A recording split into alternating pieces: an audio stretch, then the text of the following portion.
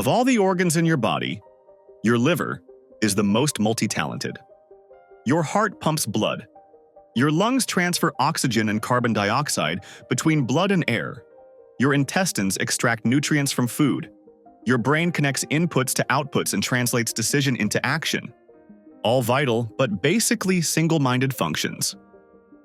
The liver, on the other hand, breaks down toxins in the blood, packages fat molecules so they can travel through the body, converts fat and protein into blood sugar, called glucose, stores energy by stringing glucose molecules together to make something called glycogen, converts glucose into fat for long-term storage of energy, changes amino acids into different amino acids to build needed protein molecules, and is the only body organ that can regenerate itself.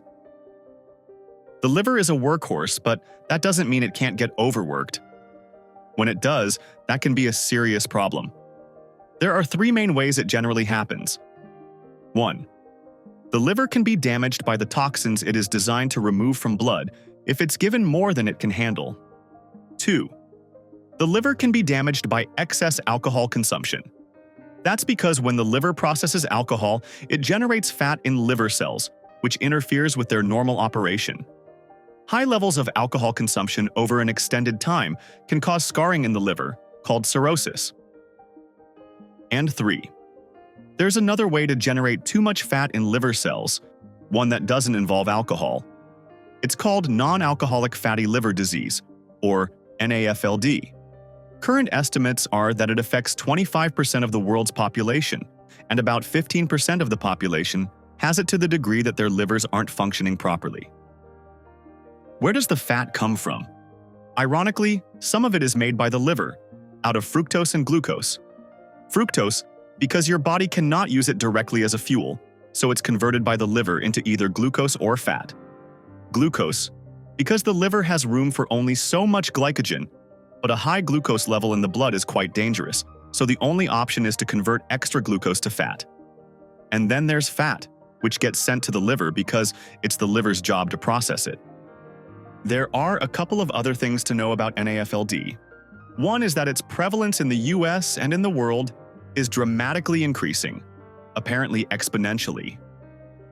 This increase is associated with an increase of two other unhealthy conditions: obesity and insulin resistance. The second is that NAFLD is known to lead to more serious health problems, including diabetes and liver failure. And it may be worse than that. NAFLD is seen in a majority of individuals who have been identified as being at high risk of cardiovascular diseases, such as a heart attack or stroke. At this point, you're probably asking, how do I avoid non-alcoholic liver disease? That's the right question, and the answer will be the topic of a future video.